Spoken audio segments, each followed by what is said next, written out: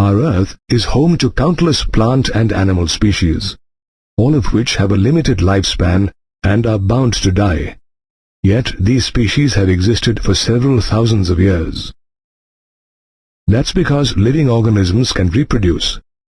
That is, they give rise to offspring, which in turn grow and reproduce their own offspring of the same kind. This ensures survival of the species generation after generation.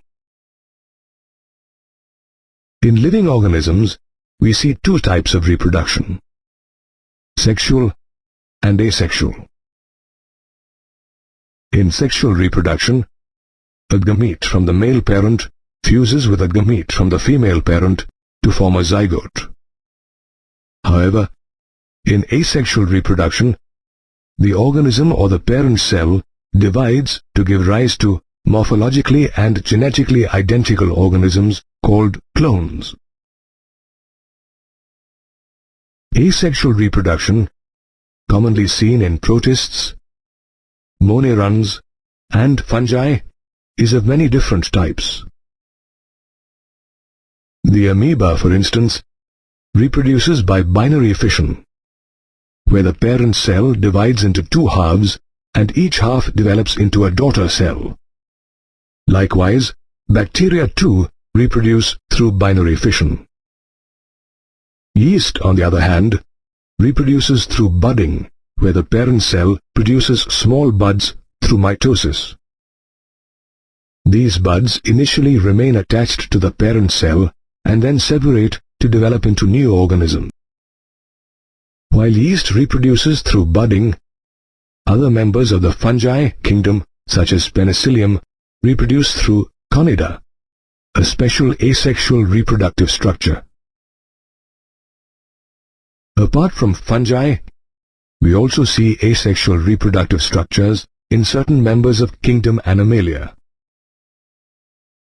In the case of Hydra, buds which develop on the parent body serve as a means of reproduction.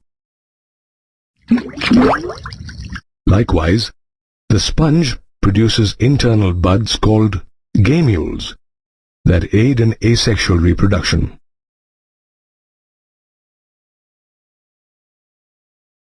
Apart from single-celled organisms and animals, asexual reproduction is also seen in simple plants such as algae, as well as in certain higher plants such as potato. For instance, Chlamydomonas, a type of algae, develops zoospores which later mature into new plants. However, during unfavorable conditions, Chlamydomonas, as well as other types of fungi and algae, undergo sexual reproduction. In higher plants, asexual reproduction, commonly known as vegetative propagation, takes place through vegetative propagules, specialized structures which emerge from different parts of the plant. For instance, the stem of a potato plant is dotted with buds known as eyes, which later germinate into new plants. Whereas in a ginger plant, modified stems or rhizomes having nodes and buds act as a means of vegetative propagation. While the buds develop into a new ginger plant, the nodes of the rhizome give way to adventitious roots which help in the absorption of water and minerals from the soil. Bryophyllum, on the other hand, have notches on the margin of their leaves that give rise to adventitious buds that fall off and later germinate into new plantlets. Apart from buds and nodes, runners, suckers, offsets, and bulbs are other examples of vegetative propagules in plants. Interestingly, farmers and gardeners make full use of vegetative propagation for commercial cultivation of various plants, including strawberry, potatoes, and ginger.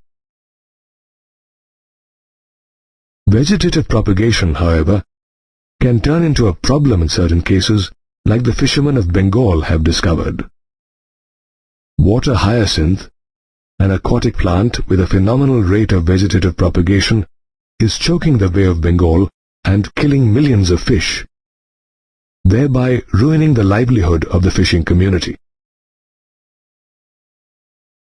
Asexual reproduction, an important biological process that ensures continuity of life, occurs differently in different organisms.